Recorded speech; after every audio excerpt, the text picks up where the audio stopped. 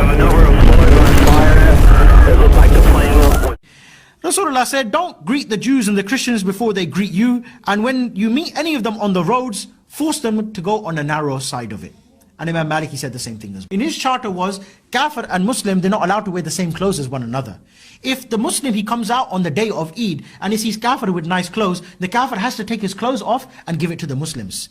The Kafir, when he walks inside the street, he has to wear a red belt around his neck, and he has to have his forehead shaved, and he has to wear two shoes which are different from one another. He's not allowed to, and he's not allowed to walk on the pavement. He has to walk on, he has to walk in the middle of the road, and he has to ride on a mule.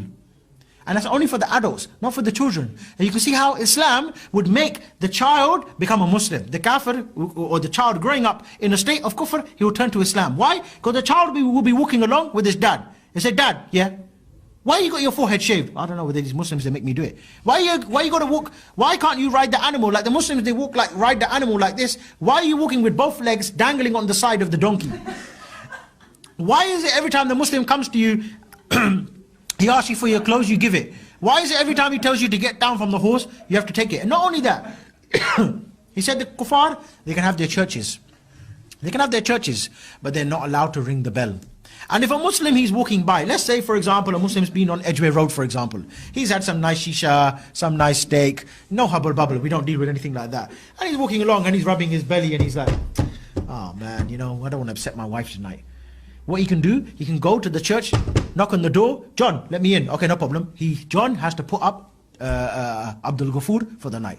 Abdul Ghafoor with his big belly, having his nice kebab, John has to open up the church and he has to go there and sleep there nice and comfortable and say, all right, John, thank you, and then carry on going early in the morning. Which wife is going to live with John under that type of circumstances? What kind of honoring is this for me to live with John and Abdul Ghafoor comes every Friday night and sleeps in our bed as well? Of course. Because sunnah is to look after the guest, isn't it?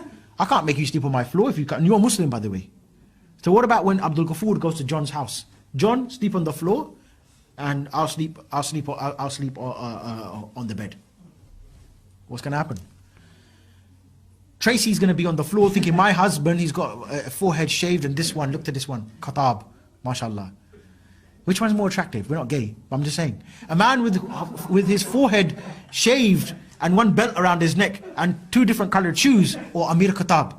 Amir Khattab, we're talking about here now, with that nice Chechen hat, big beard, you know, a bit to the side, yeah? And he's got the badges there, la ilaha illallah, la ilaha illallah, yeah? And he's got a big gun, and he's got a big camouflage jacket on, nice boots, gloves as well.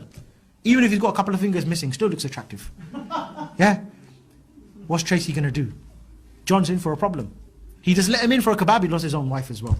So everyone's going to become Muslim. That is, my dear brothers, the Islamic State. Islam as a religion is a lie wrapped with some facts and truths. I want the truth!